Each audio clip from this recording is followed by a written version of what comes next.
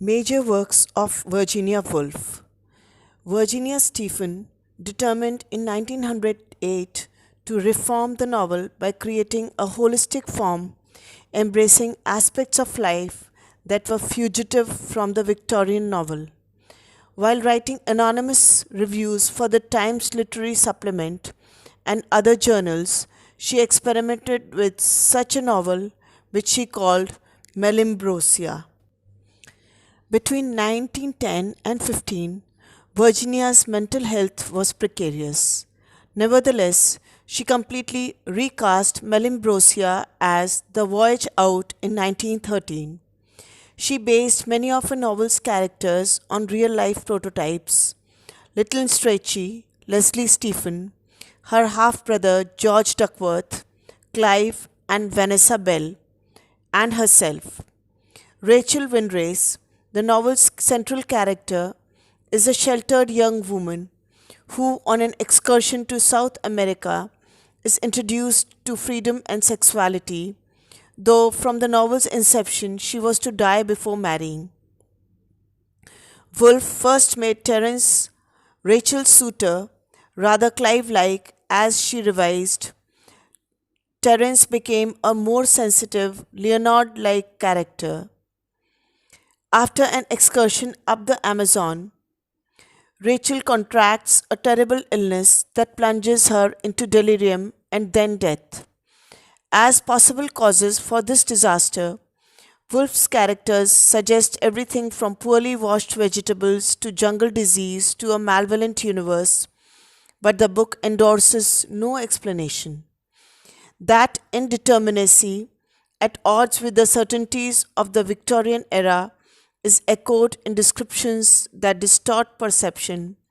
While the narrative often describes people, buildings, and natural objects as featureless forms, Rachel, in dreams and then delirium, journeys into surrealistic worlds. Rachel's voyage into the unknown began Woolf's voyage beyond the conventions of realism.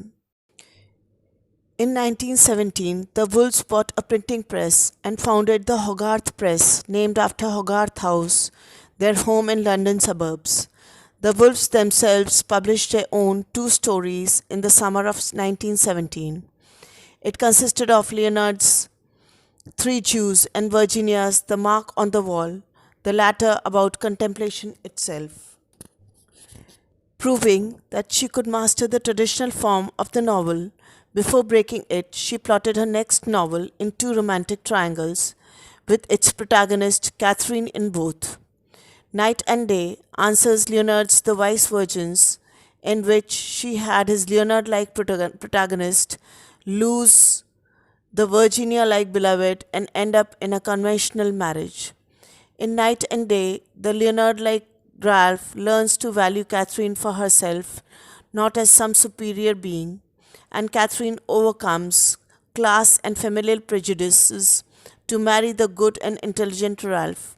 This novel focuses on the very sort of details that Woolf had deleted from The Voyage Out: credible dialogue, realistic descriptions of early 20th century settings, and investigations of issues such as class, politics, and suffrage. Woolf was writing nearly a review a week for the Times Literary Supplement in 1918. Her essay, Modern Novels, attacked the materialists who wrote about superficial rather than spiritual or luminous experiences. Woolf also printed by hand, with Vanessa Bell's illustrations, Virginia's Kew Gardens, a story organized like a post-impressionistic painting by pattern. With Hogarth Press's emergence as a major publishing house, the Woolfs gradually ceased being their own printers. In 1919, they bought a cottage in Rodwell Village called Monk's House. There, she envisioned a new book that would apply the theories of modern novels and the achievement of her short stories to the novel form. In early 1920, a group of friends evolved from the early Bloomsbury group began a memoir club which met to read irreverent passages from their autobiographies. Her second presentation was an expose of Victorian hypocrisy, especially that of George Duckworth, who masked inappropriate, unwanted caresses as affection honoring their mother's memory. In 1921, Woolf's minimally plotted short stories were gathered in Monday or Tuesday. Meanwhile, typesetting having heightened her sense of visual layout, she began a new novel written in blocks to be surrounded by white spaces. In the in On rereading novels, Woolf argued that the novel was not so much a form as an emotion which you feel. In Jacob's Room, she achieved such emotion, transforming personal grief over the death of Toby Stephen into a spiritual shape. Though she takes Jacob from childhood to his early death in war, she leaves out plot, conflict, even character. The emptiness of Jacob's room and the irrelevance of his belongings convey in their minimalism the profound emptiness of loss. Though Jacob's Room is an anti war novel, Woolf feared that she had ventured too far beyond representation. She vowed to push on as she wrote Clive Bell to graft such experimental techniques into more substantial characters. In Mrs. Dalloway, the boorish doctors presume to understand personality, but its essence evades them. This novel is as patterned as a post Impressionist painting, but is also so accurately representational that the reader can trace Clarissa's and Septimus's movements through the streets of London on a single day in June 1923. At the end of the day, Clarissa gives a grand party and Septimus commits suicide. Their lives come together when the doctor who was treating, or rather mistreating, Septimus arrives at Clarissa's party with the news of the death. The main characters are connected by motives and finally by Clarissa's intuiting why Septimus threw his life away. Woolf wished to build on her achievement in Mrs. Dalloway by merging the novelistic and elegiac forms. As an elegy, To the Lighthouse, published on May 5, 1927, the 32nd anniversary of Julia Stephen's death, evoked childhood summers at Talent House. As a novel, it broke narrative continuity into a tripartite structure. The first section, The Window, begins as Mrs. Ramsay and James, her youngest son, like Julia and Adrian Stephen, sit in the French window of the Ramsay summer home, while a house guest named Lily Briscoe paints them and James begs to go to a nearby lighthouse. Mr. Ramsay, like Leslie Stephen, sees poetry as didacticism, conversation as winning points, and life as a tally of accomplishments. He uses logic to deflate hopes for a trip to the lighthouse, but he needs sympathy from his wife. She is more attuned to emotions than reason. In the climactic dinner party scene, she inspires such harmony and composure that the moment partook she felt of eternity. The novel's middle, Time Passes, section focuses on the empty house during a 10-year hiatus and the last-minute house cleaning for the returning Ramsays. Woolf describes the progress of weeds, mold, dust, and gusts of wind, but she merely announces such major events as the deaths of Mrs. Ramsay and a son and a daughter. In the novel's third section, The Lighthouse, Woolf brings Mr. Ramsay, his youngest child, James and Cam, Lily Briscoe and others from the wooden window back to the house. As Mr. Ramsay and the now teenage children reach the lighthouse and achieve a moment of reconciliation, Lily completes her painting. To the Lighthouse melts into its structure questions about creativity and the nature and function of art. Lily argues effectively for non representational but emotive art, and her painting in which mother and child are reduced to two shapes with a line between them, echoes the abstract structure of Woolf's profoundly elegiac novel. In two 1927 essays, The Art of Fiction and The New Biography, she wrote that fiction writers should be less concerned with naive notions of reality and more with language and design.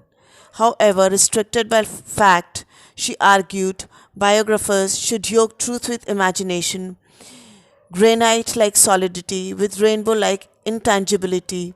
Their relationship having cooled by 1927, Woolf sought to reclaim Sackville West through a biography that would include Sackville family history.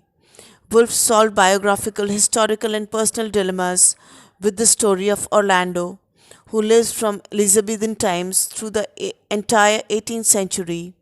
He then becomes female experiences debilitating gender constraints and lives into the 20th century. Orlando begins writing poetry during the Renaissance, using history and mythology as models, and over the ensuing centuries returns to the poem. The oak tree, revising it according to shifting poetic conventions. Woolf herself writes in mock heroic imitation of biographical styles that change over the same period of time. Thus, Orlando, our biography, exposes the artificiality of both gender and genre prescriptions. However fantastic, Orlando also argues for a novelistic approach to biography. In 1921, John Maynard Keynes had told Woolf that a memoir on George presented to the Memoir Club that year or a year earlier represented her best writing. Afterward, she was increasingly angered by the masculine condensation to female talent. In A Room of One's Own, Woolf blamed women's absence from history not on their lack of brains and talent, but on their poverty. For her 1931 talk, Professions for Women, Woolf studied the history of women's education and employment and argued that unequal opportunities for women negatively affect all of society. She urged women to destroy the angel in the house, a reference to Coventry Patmore's poem of that title, the quintessential Victorian paean to women who sacrifice themselves to men. Having praised a 1930 exhibit of Vanessa Bell's paintings for their wordlessness, Woolf planned a mystical novel that would be similarly impersonal and abstract. In The Waves, poetic interludes describe the sea and sky from dawn to dusk. Between the interludes, the voices of six named characters appear in sections that move from their childhood to old age. In the middle section, when the six friends meet at a farewell dinner for another friend leaving for India, the single flower at the center of the dinner table becomes a seven-sided flower, a whole flower to which every eye brings its own contribution. The Waves offers a six-sided shape that illustrates how each individual experiences events, including their friend's death, uniquely. Bernard, a writer in the group, narrates the final section, defying death and a world without self. Unique though they are, and their prototypes can be identified in the Bloomsbury group, the characters become one, just as the sea and the sky become indistinguishable in the interludes. This oneness with all creation was the primal experience Woolf had felt as a child in Cornwall. In this, her most experimental novel, she achieved its poetic equivalent. Through To the Lighthouse and The Waves, Woolf became, with James Joyce and William Faulkner, one of the three major English language modernist experimenters in stream of consciousness writing. The discrimination against women that Woolf had discussed in A Room of One's Own and Professions for Women inspired her to plan a book that would trace the story of a fictional family named Pargeters and explain the social conditions affecting family members over a period of time. In The Pargeters, a novel essay, She would alternate between sections of fiction and of fact. For the fictional historical narrative, she relied upon experiences of friends and family from the Victorian age to the 1930s. For the essays, she researched that 50-year span of history. The task, however, of moving between fiction and fact was daunting. Woolf took a holiday from the Pageters to write a biography of Flush, the dog of poet Elizabeth Barrett Browning.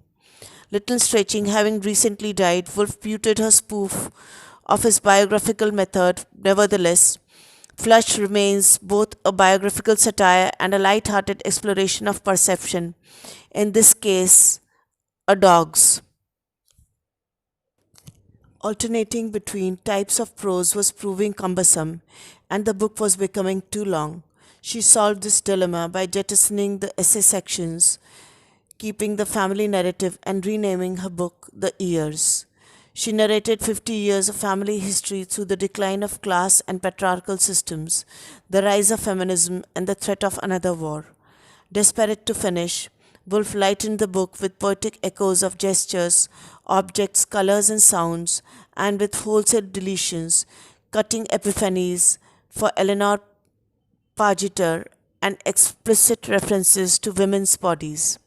The novel illustrates the damage done to women and society over the years by sexual repression, ignorance, and discrimination. Though Woolf's trimming muted the book's radicalism, The Years became a bestseller. When Fry died in 1934, Virginia was distressed. Vanessa was devastated. Then, in July 1937, Vanessa's elder son, Julian Bell, was killed in the Spanish Civil War while driving an ambulance for the Republican Army. Vanessa was so disconsolate that Virginia put aside her writing for a time to try to comfort her sister. Privately, a lament over Julian's death, and publicly, a diatribe against war. Three Guineas proposes answers to the questions of how to prevent war. Against the grind of finishing the Fry biography, Woolf wrote a verse play about the history of English literature. Her next novel, Points Hall, later retitled Between the Acts, would include the play as a pageant performed by villagers and would convey the gentry's varied reactions to it. As another holiday from Fry's biography, Woolf returned to her own childhood with a sketch of the past, a memoir about her mixed feelings towards her parents and her past, and about memoir writing itself.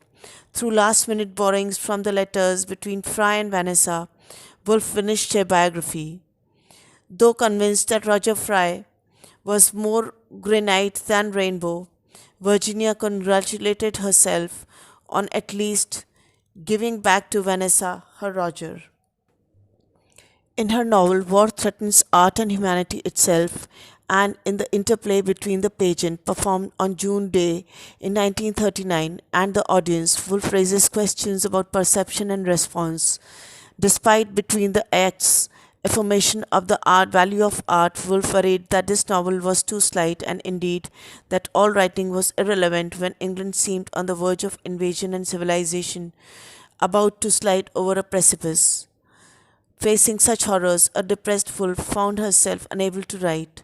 The demons of self doubt that she had kept at bay for so long returned to haunt her. On March 28, 1941, fearing that she now lacked the resilience to battle them, she walked between Monk's house and down to the river Ouse, put stones in her pockets, and drowned herself. Between the Acts was published posthumously later that year.